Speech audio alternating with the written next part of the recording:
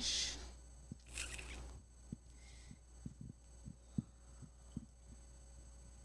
Nothing yet. Tom, I'll call you in about an hour, okay? Okay, thank you, brother. Yep, bye-bye. Yep. All right, we're getting ready. Mindfulness. Welcome. Get ready for Sunshine and Dad, where you'll be encouraged, enlightened, and empowered by your hosts, Mansfield Frazier, and me, Ashley Smith. Mindfulness. What we talking about is mindfulness. Feel it in your spirit. Alrighty, welcome to episode 2 of the Sunshine and Dad show. Today's topic is, do Black Lives really matter? I'm Sunshine. That probably goes without saying. And the gentleman on the end is my father or dad, Mr. Mansfield Frazier. If you missed the first episode of our podcast last week, we did go into detail about how we met in November and how I found him on 23andMe. So if you missed that, go back and watch that so you can learn about our story. Isn't that right, Dad? Yeah, our backstory. And it's been wonderful. I got a new daughter. But I'm not a baby. Not a baby. Got a new daughter, and I said, all the work is done, so that makes it easy. A lot of fun. And my daughter's a journalist, just like I am, so it was natural that we do a podcast. And the world is changing. We picked the right time to start doing a podcast. Right in between us is my friend Kareem Hinton. He is the co-chair of Black Lives Matter Cleveland. Welcome. Thank you for having me. Welcome. And I'm briefly going to state, I wrote a column this morning, thanks white folks, because we need whites to help us push this change, because if black folks could have done it by themselves, we would have done it years ago. Yeah. So the fact that whites are getting involved, getting agitated, or helping is going to help us solidify the changes that are coming and make sure we. And Kareem, I know you're on the front line of the battle, and tell us, what's your number one thing that we have to do to start changing this? Well, I guess the biggest thing is keep applying pressure. That's the first and foremost, because I really think that what got us here to this point, and what I mean by, and I mean the bad aspect, what got us to the fact that police are killing black people with impunity, is because we started to apply pressure. We made some gains after the Kerner Commission, the riots in the 60s. But so much of that has been lost because so many of us thought that we've made it, and we weren't preparing our youth to fight or to keep up the fight and continue the fight, and we weren't keeping the pressure. And so here we are, and I don't want to repeat history yet again. Well, and I've had young friends, and I had to tell them after Barack Obama that we're in post-racial America. I said, sorry, you're not. We're not post-racial. And they thought, well, you just an old fogey, want to stay stuck in the past. I said, no.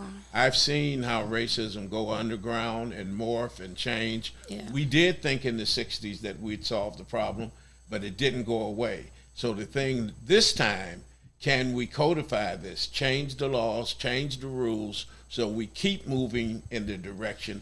And as we talked off camera, across the country, the biggest problem is union contracts, the union agreements that protects bad cops. And Calvin Williams, the police chief, is a friend of mine. Calvin has this saying, if you see something, say something. Now you were... But wait a minute, but does that apply to Calvin's policeman? Thank you. He'll tell you, if you see a crime going on, it's your duty as a citizen to speak up and say something. The police never do. All they do is circle the wagons and lie and hide behind the union contract. So how do we dismantle that union contract? So you were just on a virtual call with Ian Friedman and the attorney for the police officers and I believe, is it the Guild, that he was defending the police contracts. Is that correct?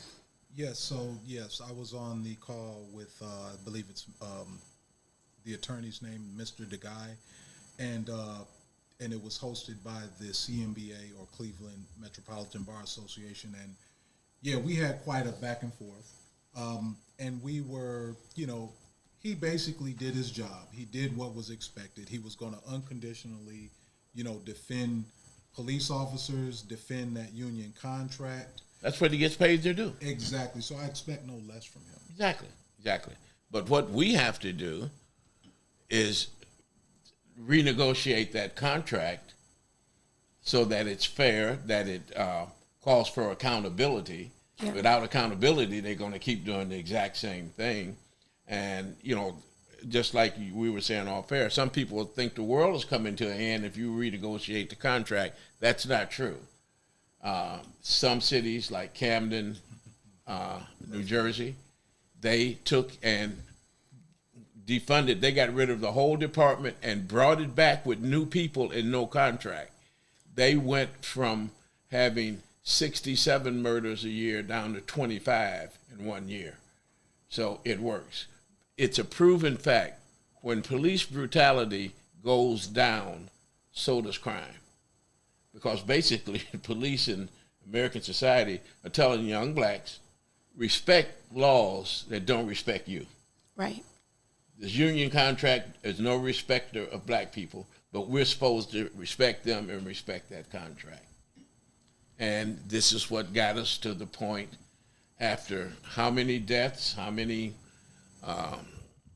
homicides, under color of authority, by the way.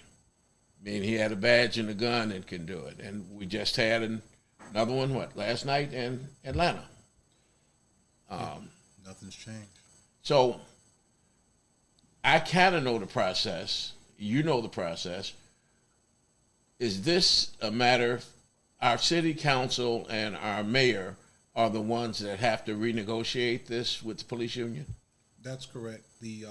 And that's something that they failed to do, being that they're elected officials that are supposed to represent, the citizens of Cleveland. They failed time and time again to negotiate favorable terms for citizens, and they always, it's sort of like a dance, back and forth. You step forward, I step back, and it's back and forth, and that's what the mayor's doing.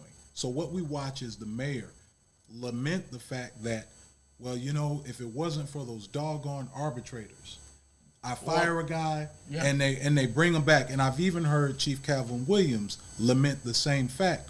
But if that's a problem, then why aren't you doing something in regards to that collective bargaining agreement? They pretty much, it's just a song and dance, and I'm tired of it, and I'm not falling for it anymore. Well, and I think America's getting tired of it. And not to defend the mayor, though I will, Cleveland is not the only city that failed to renegotiate. No city has actually, except for Camden, when they got rid of it altogether, most cities are in the same position, that they do not force those union contracts. They're afraid of strikes. They're afraid of whatever. So Cleveland is not alone and not doing its job to rein in its police. And I think that's what you're going to see now, that those kind of things, those kind of agreements. But what we have to do as citizens is demand of our elected officials that these contracts have to go. If we don't change the contract, nothing else changes. You get the same results over and over again. And right now, the country is in an uproar. How do we keep that moving in a positive direction? We know it's not going to happen overnight, but how do we let them know we're not taking shorts, we're not taking seconds, we're not going to do it halfway? And if we have to get rid of the whole police department, I'm a big believer that we need more women in policing anyway, because a lot of what you see when there's violence, when it acts out, is testosterone. officers, they get an adrenaline rush. And it's a lack of training. Oh, no. Oh, no. In the police department? Oh, no, they're trained. They're doing exactly what they're trained. No. They So they now need to revamp the supposedly, training. well, no, I don't buy that. You cannot, it's not that they don't know what to do. Believe me, after Eric Garner was killed in New York, they required that officers go through like 80 more hours of training. I have a friend in New York on police. He said all of the cops slept through the training session. So it's not like they don't know what they're supposed to do and not do. It's just that they're going to do it the way that they want to do it.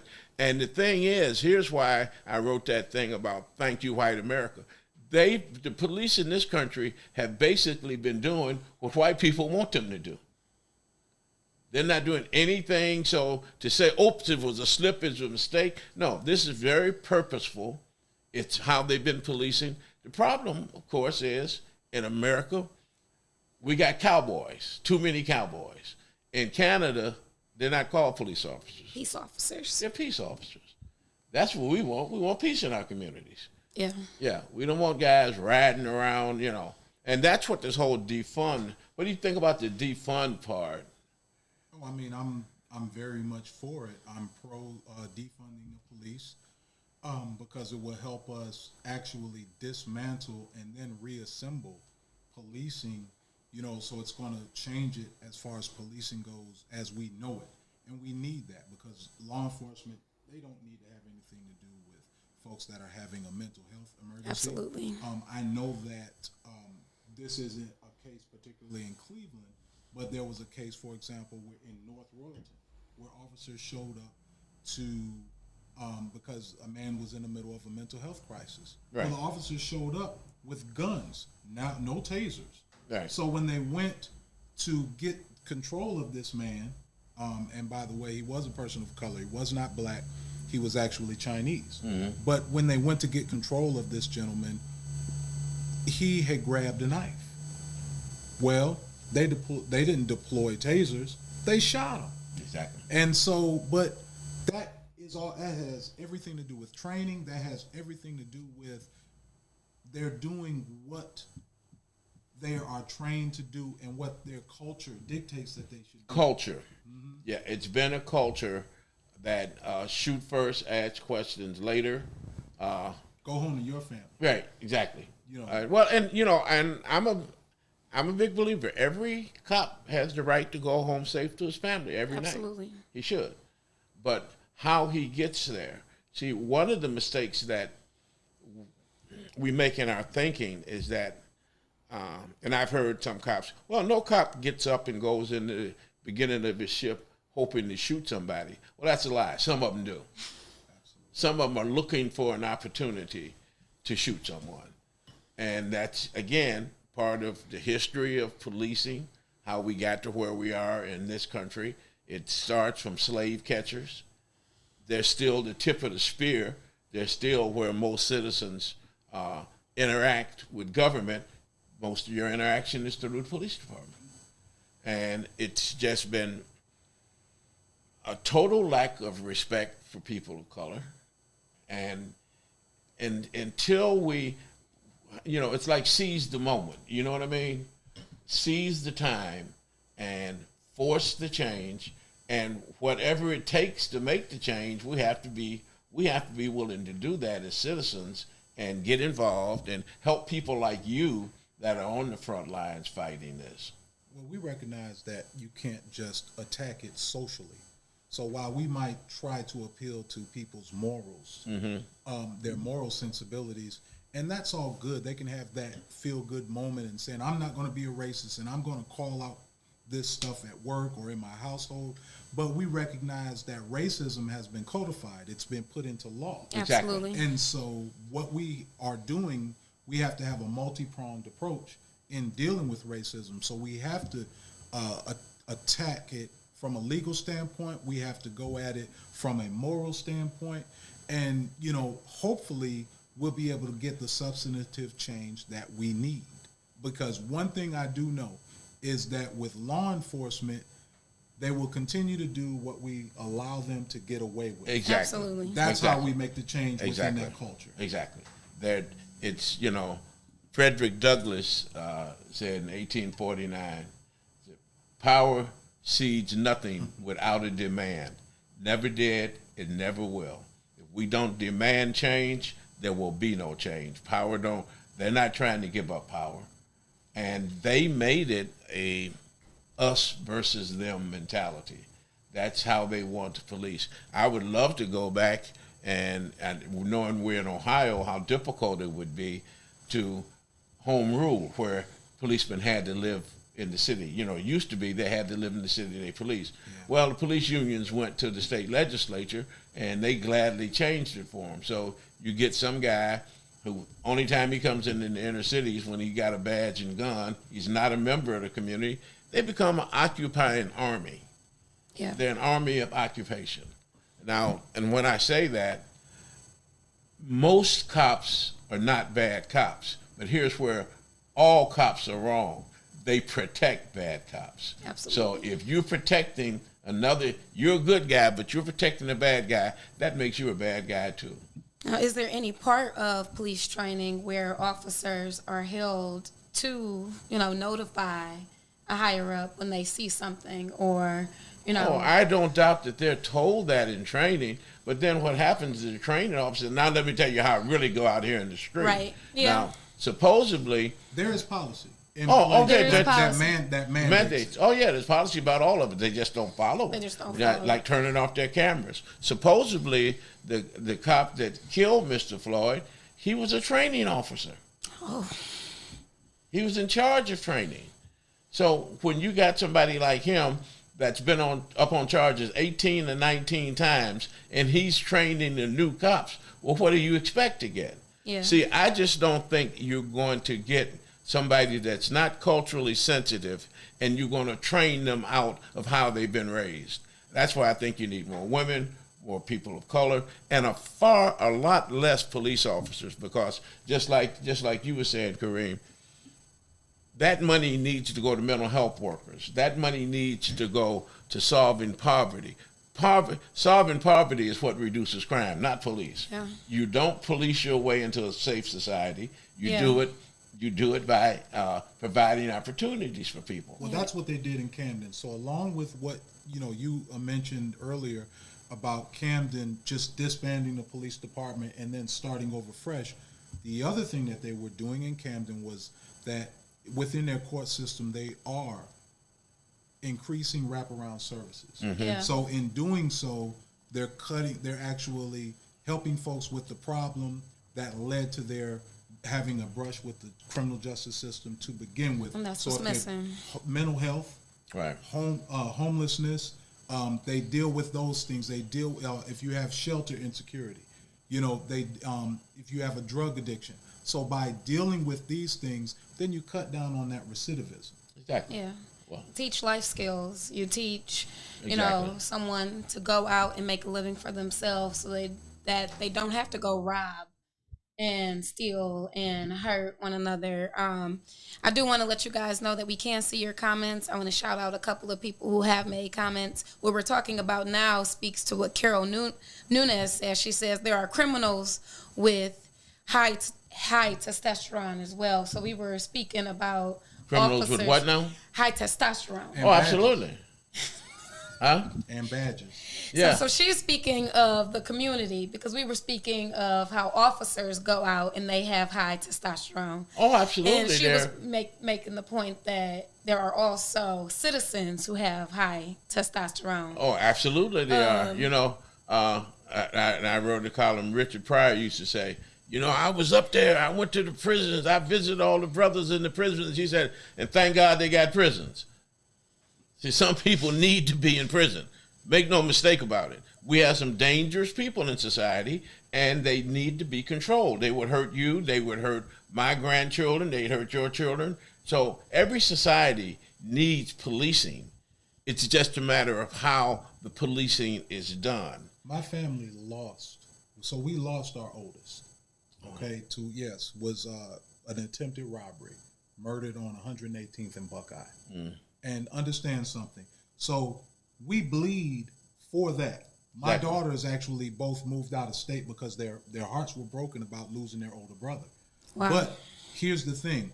While I'm angry at the perpetrators of that, while we are all angry at the perpetrators of that, we still are angry at the system. That means that the failing educational system. Exactly. That's the failings of the government services, and and that basically built or constructed this predator that is also a victim that murdered our Jovan.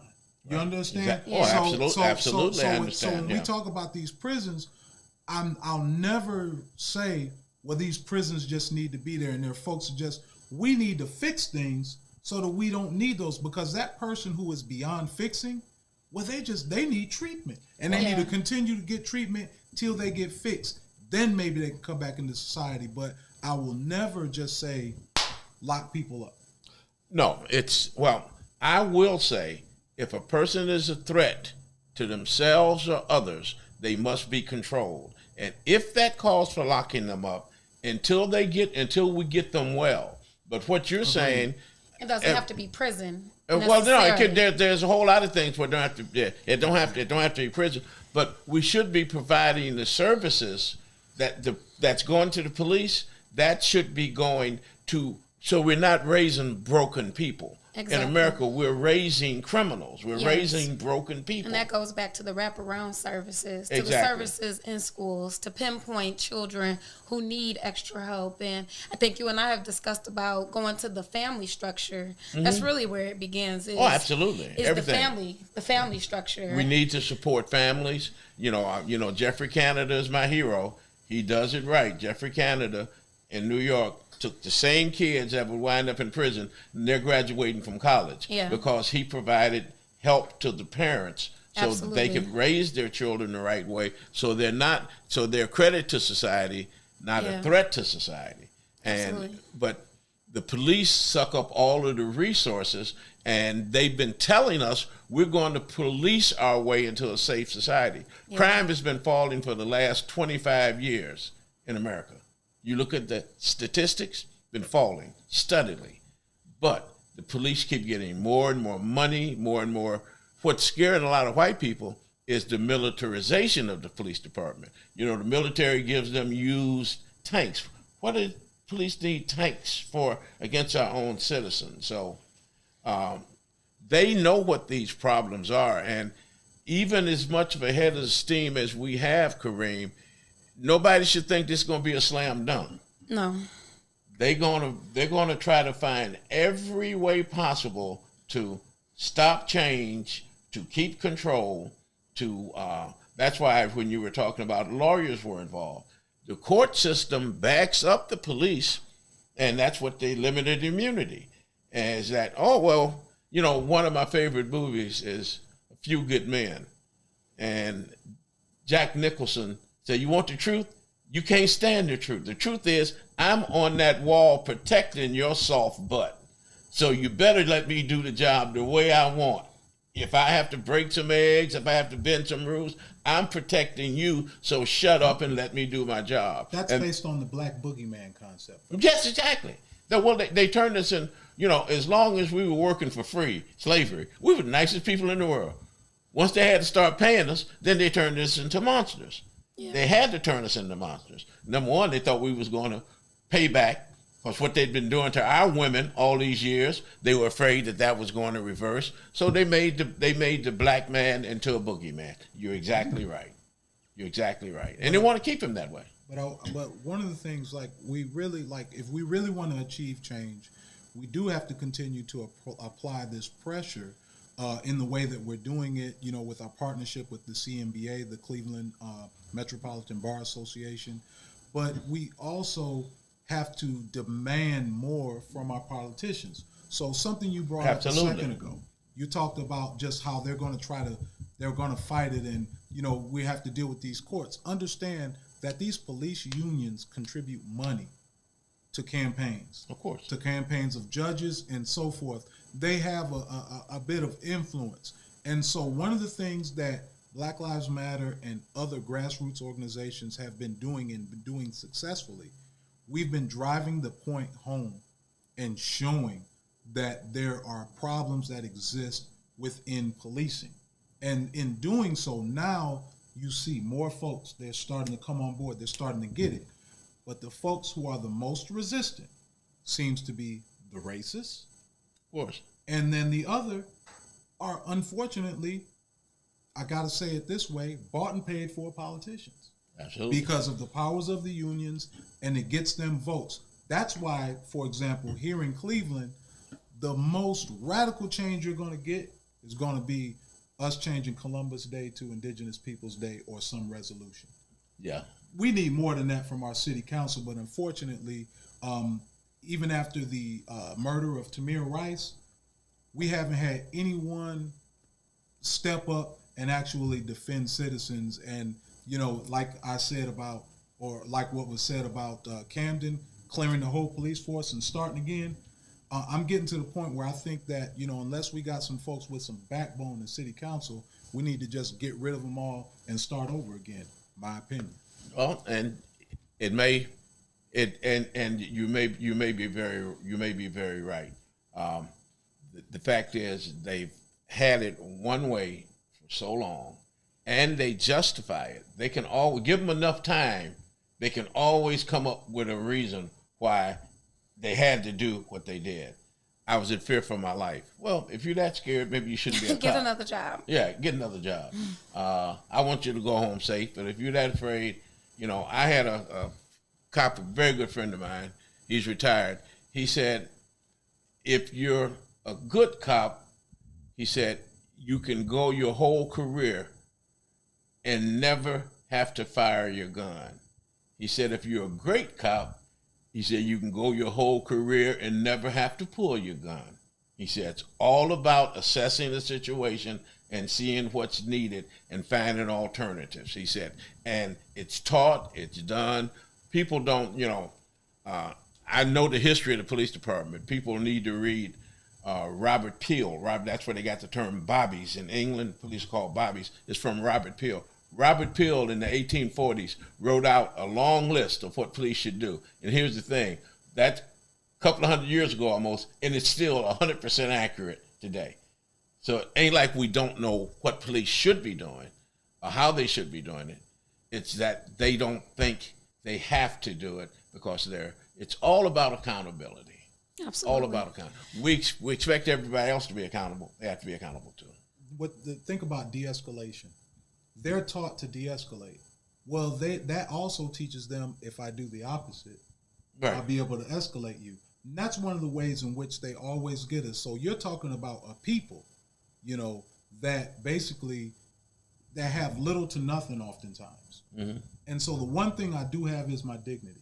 Exactly. And you're coming to take that from me. Exactly. You're always going to be able to provoke to some degree a reaction out of them, and they're masters at it. And oftentimes that's what you see. So that gentleman who was killed in Georgia that we just saw, that is almost identical to what happened to Luke Stewart right here in Euclid. Mm-hmm. He was asleep in his car. Right. Law enforcement comes up and they actually get in the car. He doesn't know who's in the car because they're in the kind of the dark fatigue type uniform, Scully on, mm-hmm, patch and patch badge. So it's not shiny. He doesn't know that's a cop. He pulls off in the car while one cop has jumped in the car, and that cop shoots him because he's scared that he's going to crash. No, you made him crash. Well, and you killed him. You create what they do. They're masters of creating a dangerous situation for themselves, and then said, "I had to do it because of the danger." But you created the danger. You created the danger. And one of the other things, and we're about to run out of time, is that most people, if I took and grabbed you and said, hold you, you're going to resist. Yeah. That's human nature. But the cops want you to resist immediately the minute I tell you, and that's what happened in Atlanta. He was talking to the cops for over a half hour with no problem. When they went to grab him, he did what human beings do, trying to keep from being grabbed. So I'm glad that you made time for us. I'm glad that we have somebody like you on top of it. Absolutely. Yeah, and we want to be of help in any way we can, so we're going to have you back on, Kareem. And I want to know what can Clevelanders do to get involved in Black Lives Matters Cleveland? Well, they can go to our page, Black Lives Matter Cleveland. They can go to Black Lives Matter 216 on Twitter. We'll keep folks, abreast of what's going on. We're going to be updating folks on some of the things going on, like, for example, fraudulent people that are trying to capitalize on the movement, and they're misrepresenting themselves as Black Lives Matter. They're even misrepresenting themselves as being the Tamir Rice Foundation. Oh, okay. Wow. And they're collecting money in their name. So we're going to start updating folks on those things, and also ways in which we can continue to apply pressure to law enforcement and the city government. We're going to be updating folks daily, weekly, and we're not done being out there on them streets. You've heard it. You've heard it from Kareem Hinton. He's the co-founder of Black Lives Matter in Cleveland. Kareem, thanks so much for spending the afternoon with us. Thank you so much. Thank you both for having me. Pleasure. Well, thank you guys for tuning in to podcast number 2 for Sunshine and Dad. Make sure you like this, post it, share it, follow us on Facebook. Make sure that you follow the Black Lives Matters Cleveland page on Facebook as well, so that you can stay abreast to everything that's happening there, so that we can stay informed, right, guys?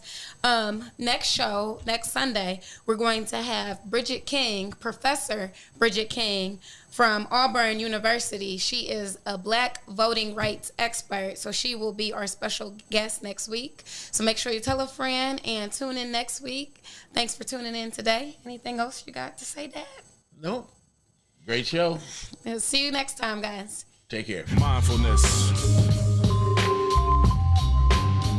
What we talking about is mindfulness. Feel it in your spirit. Mindfulness. It's good for your health. Mindfulness. You see, the M is for mind, where all the thoughts start. And I is for intellect, protect at all costs. N is for now, and D is for do it. F is for freedom, use it or useless. L is for love, N never neglect. E is for excellence and building mindsets. S is for self, and the other S to C. Mindfulness is a jewel, a key to be free. We talking mindfulness. We talking mindfulness. For your spirit and your soul.